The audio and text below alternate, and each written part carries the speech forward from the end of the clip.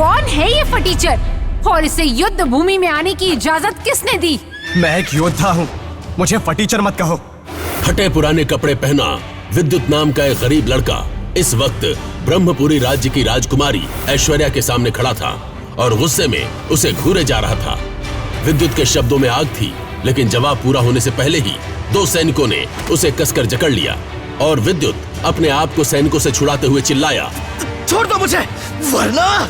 उसकी आवाज पूरे मैदान में फैल गई और सभी की नजरें विद्युत पर टिक गई। तभी राजकुमारी ऐश्वर्या विद्युत का मजाक उड़ाते हुए बोली, फटा हुआ कुर्ता, पुराना लॉकेट और एक साधारण सा भाला लेकर तुम खुद को कोई योद्धा समझ रहे हो? राजकुमारी ऐश्वर्या के मुंह से ऐसी बातें सुनकर पूरा मैदान ठहाकों से गूंज उठा, लेकिन विद्युत की आंखों में आग सी जल उठी।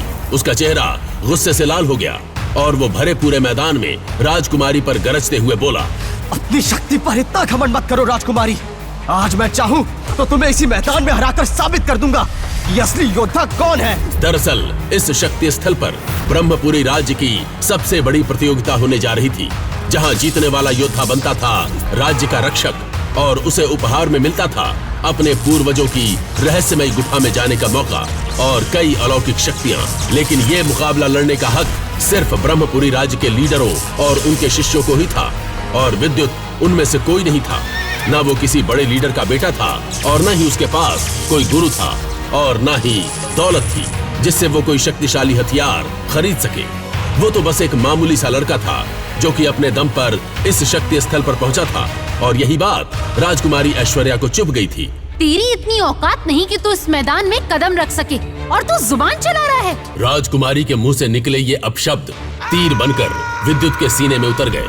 उसकी मुट्ठियां भींच गईं और गुस्से से आंखें लाल हो गईं। मैं अपने माता पिता का अपमान जरा भी बर्दाश्त नहीं करूंगा। ये कहकर गुस्से में विद्युत ने अग्नि का गोला तैयार किया और झटके से राजकुमारी की ओर फेंक दिया। मगर राजकुमारी ऐश्वर्या सिर्फ नाम की राजकुमारी नहीं थी, वो युद्ध कला में निपुण थी। उसने सिर्फ एक हल्की सी मुद्रा बनाई और विद्युत का अग्नि गोला हवा में ही रुक गया, फिर अचानक ही धुएं में बदलकर गायब हो गया। पूरा मैदान फिर से हंसी और उपहास से भर गया। इसे मैदान से बाहर फेंको, इसका यहाँ कोई काम नहीं। राजकुमारी के आदेश पर सैनिकों ने विद्युत को मैदान से बाहर कर दिया, लेकिन विद्युत की आंखों में अब भी वही ज्वाला थी। गुस्से में वो युद्ध स्थल से बाहर आया और बाजार से गुजर रहा था, तब अचानक उसने वो देखा जो आम इंसान कभी नहीं देख सकता था। अरे देखो, आसमान से सूरज नीचे आ रहा है। ब्रह्मपुरी राज्य में अपनी बूढ़ी दादी के साथ रहने वाला ये लड़का विद्युत बाजार में एक अजीब सी चमकती रोशनी देखकर हैरान रह गया, लेकिन विद्युत अनजान था कि उस रोशनी के पीछे छुपा है उसका असली भाग्य और एक ऐसी जंग जो उसकी दुनिया बदल कर रख देगी। भीड़ भाड़ वाले बाजार में लोग अपने अपने काम में लगे थे, पर विद्युत की आंखें आसमान की तरफ टिकी थी। उसे सचमुच ऐसा लगा मानो सूरज धीरे धीरे धरती की ओर उतर रहा हो, लेकिन लोग उसकी बात सुनकर हंसने लगे।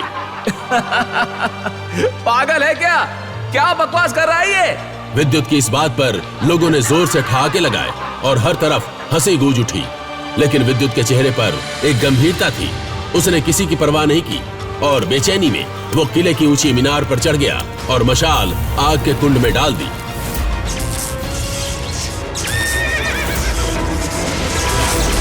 ये देखकर राज्य का रक्षक ऋत्विक वेदा हवा में उड़ते हुए वहां पहुंचा और तभी आसमान में दिखा वो जलता हुआ सूरज जैसा गोला, जो असल में था राज्य का सबसे बूढ़ा और शक्तिशाली योद्धा सिल्वर थामा। ऋत्विक वेदा तुरंत हवा में उड़कर उस जलते गोले को रोकने पहुंचा, जिससे दोनों वीर आमने सामने आ गए। ऋत्विक वेदा ने उसे बचाया और पूछा कि उसके साथ क्या हुआ, तो योद्धा सिल्वर थामा बोला, एक रहस्यमय योद्धा मुझसे मेरा अग्नि ग्रंथ छीनना चाहती थी, पर मैं ये ग्रंथ इसके सच्चे वारिस को ही दूंगा। यही वजह है कि हम दोनों के बीच युद्ध छिड़ गया। तभी अचानक थामा का पीछा करती रहस्यमय योद्धा ने उस पर तीर से वार कर दिया और ग्रंथ थामा के हाथ से फिसलकर नीचे गिर गया और भीड़ में अफरा तफरी मच गई। वेदा ने मौका पाते ही ब्रह्मपुरी राज्य का रक्षा कवच एक्टिवेट कर दिया और थामा को साथ लेकर नीचे उतर आए। कुछ ही देर बाद वो दोनों थामा के ग्रंथ को ढूंढने लगे, लेकिन वो उन्हें कहीं नहीं मिला। इस पर थामा बोला, चिंता मत करो वेदा, अगर कोई आम इंसान इस ग्रंथ को छुएगा तो मुझे तुरंत पता चल जाएगा। इतना कहकर थामा हवा में एक ऊंची छलांग लगाकर आसमान में गायब हो गया। एक रहस्यमयी गुफा में धुंधले से उजाले के बीच बैठा था विद्युत, थामा के अग्नि शक्ति ग्रंथ के साथ, और उसे खोलने की कोशिश कर रहा था, लेकिन डर के मारे उसके हाथ कांप रहे थे और आंखों में ग्रंथ के मिलने की चमक थी। वो अचानक खुशी से बोला, अगर मैंने इसकी सारी शक्ति सीख ली तो युद्ध जीतना मेरे लिए मुश्किल नहीं होगा। शायद राजा मुझे रहस्यमय गुफा में जाने का मौका दे दे, और वही क्या पता मुझे मेरे माता पिता के बारे में कुछ पता चल सके। ये सोचते ही उसके चेहरे पर एक बड़ी सी मुस्कान आ गई, लेकिन अगले ही पल विद्युत को थामा का ख्याल आया और उसका दिल घबरा उठा। लेकिन तभी तेज हवा चलने लगी और विद्युत का लॉकेट चमकने लगा। साथ ही अग्नि शक्ति ग्रंथ से तेज रोशनी निकलकर विद्युत के माथे में समा गई, जिससे वो बेहोश हो गया। कुछ देर बाद विद्युत को होश आया तो उसकी दादी उसे उठाते हुए बोली, कहाँ गायब था? एक बूढ़े आदमी को तू बेहोश पड़ा हुआ मिला। वो बाहर तेरा इंतजार कर रहा है, कहता है तुझे जानता है। दादी के ये कहते ही विद्युत ने उठकर तुरंत अपने कपड़े ठीक किए और झोपड़ी से बाहर निकला। तभी उसकी नजर एक बूढ़े आदमी पर पड़ी। यह बूढ़ा आदमी कोई और नहीं बल्कि खुद थामा था। लेकिन विद्युत थामा को ज्यादा भाव नहीं दे रहा था। उसे तो कैसे भी करके उस युद्ध भूमि में जाना था, क्योंकि उसे लगता है कि शायद इस गुफा में जाने से उसे पता चल जाएगा कि उसके माता पिता कहाँ हैं। थामा ने उसे बताया कि वो विद्युत को जानता है। यह सुनकर विद्युत थोड़ा हैरान हुआ और बोला, मेरे पास आपसे बात करने का समय नहीं है, मुझे युद्ध स्थल जाना है। इतना कहकर विद्युत आगे चलने लगा और वो बूढ़ा थामा भी उसके पीछे पीछे चलने लगा। और चलते चलते विद्युत को अपने पुराने युद्धों की कहानियां, शूरवीरों के किस्से सुनाने लगा। पर विद्युत फिर भी चुप था। उसे इन बातों में कोई रुचि नहीं थी। ये देख उस बूढ़े थामा ने मुस्कुराते हुए विद्युत से पूछा, क्या तुम लड़ना जानते हो? ये सवाल सुनकर विद्युत थोड़ा ठिठक गया।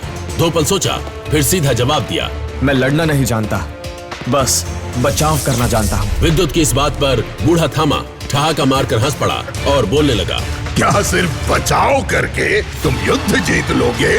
विद्युत की आंखों में एक गहरी उदासी उतर आई और वो धीमे स्वर में बोला, न मेरे पास इतना धन है कि मैं शक्ति खरीद सकूं, और न ही कोई ऐसा गुरु जो मुझे शक्ति सिखा सके। ये सुनकर बूढ़ा थामा कुछ पल के लिए गंभीर हो गया। फिर चलते चलते अचानक रुक गया और गहरी नजरों से विद्युत की आंखों में झांक कर बोला, अगर तुम अपना लॉकेट निकाल दो तो तुम्हें कोई भी युद्ध में हरा नहीं सकेगा। उस बूढ़े थामा की बात सुनकर विद्युत चौंक गया। उसके मन में सैकड़ों सवाल उठने लगे। मेरा लॉकेट, इसमें ऐसी क्या शक्ति है? लेकिन तभी शक्ति महल की ओर से घोषणा शुरू हो गई और नगाड़ों की आवाज गूंजने लगी। युद्ध आरंभ होने वाला है, सभी योद्धा अपने स्थान ग्रहण करें। विद्युत का दिल अब तेजी से धड़कने लगा। क्या आज उसकी किस्मत बदलने वाली थी? शक्ति महल के विशाल द्वार धीरे धीरे खुलते हैं। भीतर युद्ध की भयंकर तैयारी, बाहर हजारों की भीड़ थी। हर कोई सांस रोककर इस दृश्य को देख रहा था और उन्हीं के बीच तेज कदमों से चलता हुआ विद्युत अंदर आया और उसके साथ थे रहस्यमय योद्धा सिल्वर थामा। तैयार रहो विद्युत, ये सिर्फ युद्ध नहीं, तुम्हारी पहचान की पहली परीक्षा है। जैसे ही विद्युत शक्ति महल के भीतर पहुंचा, भीड़ में से तेजस नाम का एक लड़का निकला, जो कि राज्य के लीडर विराट का घमंडी बेटा था। वो विद्युत का रास्ता रोकते हुए बोला, जरा देखो तो, ये फटीचर भी आज युद्ध लड़ने आया है। तेजस ने विद्युत को धक्का देते हुए कहा। भीड़ अचानक चुप हो गई। सबकी नजर विद्युत पर टिकी हुई थी।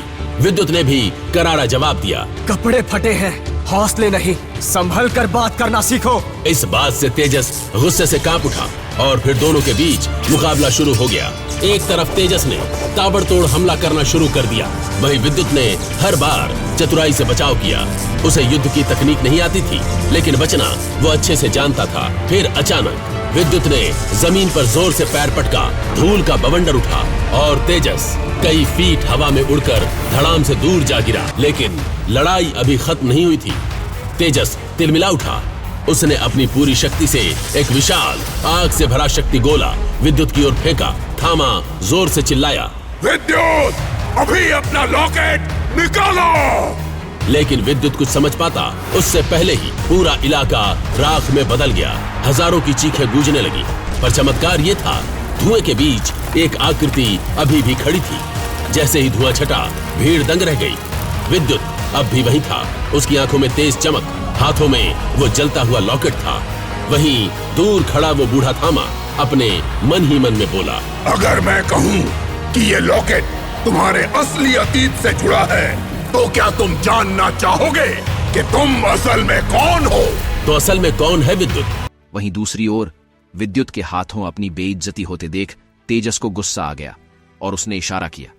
तुरंत 2 और योद्धा आगे बढ़ाए। स्थिति बिगड़ते देख श्रीमान थामा ने गंभीर आवाज में कहा, लड़के, तुम्हें नहीं लगता कि तुम पहले ही हार चुके हो? अगर अपनी सलामती चाहते हो तो चुपचाप इस लड़के से दूर चले जाओ, वरना मुझे तुम्हें सबक सिखाने से कोई फर्क नहीं पड़ेगा। उनकी आवाज इतनी भयानक थी कि वहां मौजूद सभी में खौफ नजर आने लगा। स्थिति को संभालने के लिए शक्ति स्थल की देख रेख कर रहे योद्धा बाहर आए। उनमें से एक, जिसके सीने पर 2 सितारे थे, आगे बढ़ा और गंभीर स्वर में बोला, श्रीमान, कृपया शांत हो जाएं। मैं शक्ति स्थल के बाहरी दस्ते का कमांडर विजय हूं। कमांडर विजय को अपनी शक्ति से यह आभास हो गया था कि सामने खड़ा इंसान उससे कहीं अधिक ताकतवर था। विजय को देखकर थामा बोले, तुम्हें बड़ों का आदर करना आता है, लेकिन तुम्हारी शक्तियां मुझे कुछ भी सिखाने योग्य नहीं है। कमांडर विजय ने तेजस और उसके साथियों की ओर घूरकर कहा, अगर तुमने फिर से ऐसी हरकत की तो मैं तुम्हें मुकाबले में भाग ही नहीं लेने दूंगा और भूल जाऊंगा कि तुम किस दल से आते हो। कमांडर की कड़ी नजर से तेजस के पसीने छूटने लगे और वह हड़बड़ाते हुए बोला, आप गलत समझ रहे हैं। लड़ाई पहले इस लड़के और इस बूढ़े ने शुरू की थी। कहते हुए उसने विद्युत और थामा की ओर इशारा किया। विजय तेज आवाज में गरज कर बोला, तुम्हें बड़ों से बात करने की तमीज है या नहीं? ये एक उच्च स्तर के योद्धा हैं। लगता है मुझे लीडर विराट से मिलना होगा तेजस, क्योंकि तुम ऐसे नहीं सुधरोगे। कमांडर के मुंह से अपने पिता विराट का नाम सुनकर तेजस सहम गया और झिझकते हुए माफी मांगने लगा। विजय की नाराजगी के बावजूद उसने थामा से माफी मांगी और फिर विजय की ओर विनम्रता से देखने लगा। विजय ने कहा, अपने गुरु का पत्र लाओ और कल शक्ति स्थल में आना। तेजस ने पत्र सौंप दिया और विजय भीड़ की ओर मुड़ा और गंभीरता से बोला, मुकाबले में भाग लेने का समय समाप्त हो चुका है। जो बचे हैं वे 6 माह की प्रतीक्षा करें, निराश न हो। कमांडर विजय की बात सुनकर सभी योद्धा निराश होकर वापस लौटने लगे। तभी विद्युत ने गंभीर स्वर में विजय से कहा, कमांडर विजय, नमस्कार। मैं भी इस मुकाबले में भाग लेना चाहता हूं, कृपया मेरा नाम भी लिख लें। विजय ने एक पल के लिए थामा की ओर देखा और कहा, लाओ अपना पत्र दिखाओ। विद्युत एक पल के लिए हैरान हो गया और बोला, मेरा कोई गुरु नहीं है। विद्युत की बात सुनकर कमांडर विजय ने गहरी सोच में पड़ते हुए कहा, मुझे माफ करना विद्युत, राजघराने के हालिया हमले के कारण एक नया नियम बना है कि बिना गुरु के पत्र के मुकाबले में भाग नहीं लिया जा सकता। विजय की बात सुनकर विद्युत निराश हो गया और मुड़कर जाने को था कि अचानक उसके कानों में एक आवाज आई, मैं इसका गुरु हूं। मेरा नाम आचार्य थामा है। राजघराने के रक्षक मेरे मित्र हैं, आप उनसे मेरी जानकारी ले सकते हैं। ये रही मेरी मोहर। श्रीमान थामा ने हवा में हाथ लहराया और उनके हाथ में एक मोहर प्रकट हो गई। कमांडर विजय चकित होकर बोले, क्या मैं आपका स्तर जान सकता हूं? थामा ने गंभीर आवाज में कहा, लगता है तुमने मेरी मोहर को ध्यान से नहीं देखा। ये एक गुप्त मोहर है जो राजघराने के द्वारा सिर्फ उन्हीं को दी जाती है जिन्होंने विशेष सेवाएं दी हों। आचार्य थामा की बात सुनकर विजय मुस्कुराकर बोला, मुझे क्षमा करें, आजकल यह मोहर बहुत कम देखने को मिलती है। यह मेरी जिंदगी में देखी दूसरी मोहर है। थामा बोले, मुझे एक कागज दीजिए, मुझे पत्र के नए नियम की जानकारी नहीं थी। विजय के इशारे पर एक सैनिक कागज ले आया और थामा ने आराम से उस पर अपनी मोहर लगा दी। विजय मोहर को देखते ही आश्चर्यचकित हो गया और झुकने ही वाला था कि थामा बोले, कमांडर विजय, ऐसा करने की आवश्यकता नहीं है।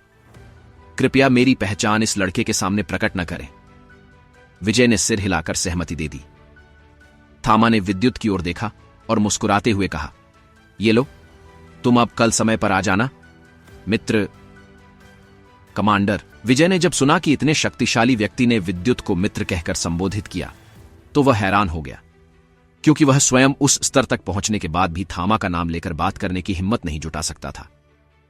विद्युत ने खुशी से उछलते हुए कहा, क्या आप सचमुच मेरे मित्र बनना चाहते हैं? थामा हंसते हुए बोले, क्यों नहीं? तुमने बहादुरी से अपने से अधिक शक्ति और उम्र वाले योद्धा को उसी की शक्ति से हरा दिया। ऐसा साहस बहुत कम में देखने को मिलता है। तुम तो मुझसे भी अधिक शक्तिशाली बनोगे। मुकाबले में शामिल होने की बात सुनकर विद्युत ने आचार्य थामा से मुस्कुराकर कहा, मित्र, देखना, एक दिन मैं तुम्हारा एहसान जरूर चुकाऊंगा। विद्युत के चेहरे पर एक प्यारी सी मुस्कान थी। तभी वह बूढ़ा आदमी थामा गंभीर आवाज में बोला, विद्युत, एक बात का ध्यान रखना, हम मित्र हैं, यह बात किसी और को मत बताना। विद्युत ने कहा, ठीक है, पर तुमने मुझसे झूठ कहा कि तुम्हारा नाम टाइगर है। मैंने सुना कि तुम्हारा नाम थामा है, इसलिए अब से मैं तुम्हें श्रीमान थामा ही कहूंगा। थामा ने हामी में सिर हिलाकर जवाब दिया। फिर थामा ने हवा में हाथ लहराया और उनके हाथ में एक चमकदार पत्थर आ गया। यह एक शक्ति से बना पत्थर है। विद्युत, कभी तुम बहुत बड़ी मुश्किल में फंस जाओ तो इस पत्थर को तोड़ देना। मैं तुम्हारी मदद के लिए आ जाऊंगा या मदद भेज दूंगा।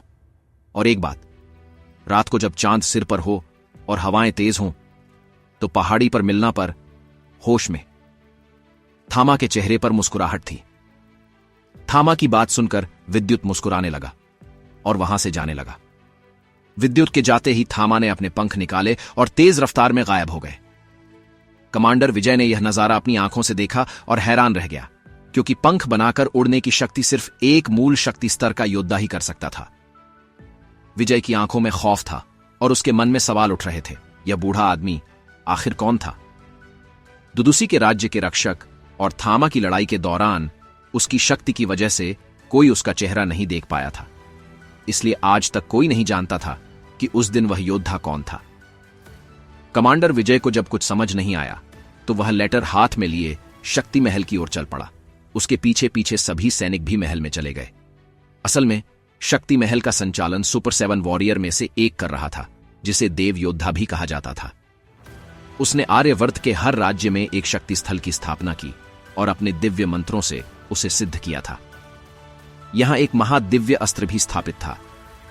हर योद्धा शक्ति महल से इस अस्त्र की तकनीक और विद्या हासिल करना चाहता था।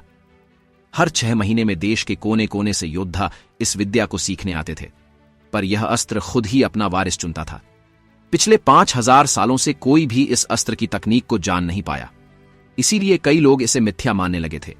रात्रि का समय, हवा तेज बह रही थी, चांद आकाश में ऊपर आ चुका था। एक लड़का पहाड़ी की चोटी पर खड़ा हर दिशा में झांक रहा था। तभी उसे एक भारी आवाज सुनाई दी, किसे ढूंढ रहे हो? लड़के? आवाज सुनकर विद्युत ने पीछे मुड़कर देखा तो लाल कपड़ों में एक बूढ़ा आदमी खड़ा था, जिसके माथे पर चोट का निशान था। विद्युत ने मुस्कुराते हुए कहा, अरे मित्र, तुम आ गए, मैं तुम्हारा ही इंतजार कर रहा था। विद्युत की बात सुनकर थामा मुस्कुराया और पहाड़ी पर एक बड़े पत्थर पर बैठते हुए बोला, मित्र विद्युत, क्या मैं तुमसे कुछ पूछ सकता हूं? विद्युत ने हड़बड़ाकर जवाब दिया, हां हां, क्यों नहीं मित्र। थामा ने कहा, तुम्हारे शरीर पर यह निशान तुमने खुद बनाए हैं? और यह लॉकेट तुम्हें किसने दिया? यह सवाल सुनकर विद्युत थोड़ा परेशान हो गया, लेकिन बोला, देखो मित्र, यह निशान मेरे शरीर पर कैसे आए मुझे नहीं पता। मुझे अपना बचपन याद नहीं है। यह लॉकेट मेरी मां का है और यह भाला मेरे पिता का है। इससे ज्यादा मैं कुछ नहीं जानता। बस बूढ़ी दादी कहती हैं कि मैं बहुत खास हूं और यह निशान किसी को ना दिखाऊं।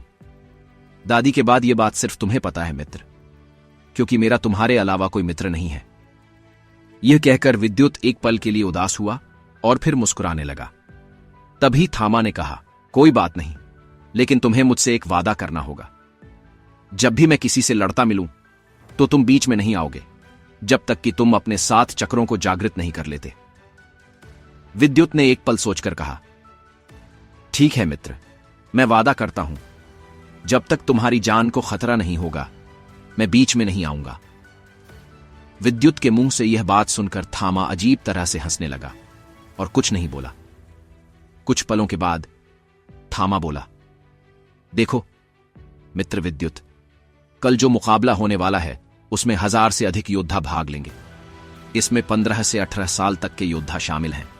कुछ ऐसे हैं जिन्होंने अपना पहला चक्र जागृत कर लिया है और कुछ ऐसे हैं जो दूसरा चक्र जागृत करने वाले हैं।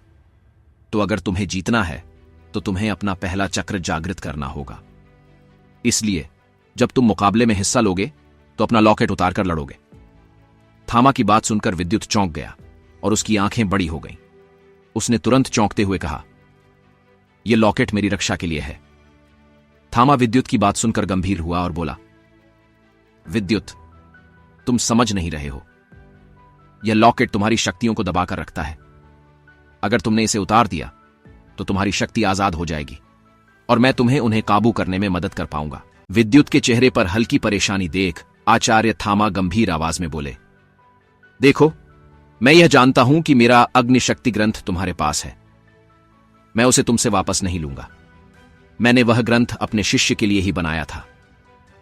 आचार्य थामा के मुंह से अग्नि शक्ति ग्रंथ का नाम सुनकर विद्युत के चेहरे पर घबराहट और उसकी आंखों में खौफ नर आने लगा। वह हड़बड़ाकर अपने कदम पीछे करने लगा। विद्युत के चेहरे पर खौफ देखकर आचार्य थामा गंभीर आवाज में बोले, देखो विद्युत, डरो मत।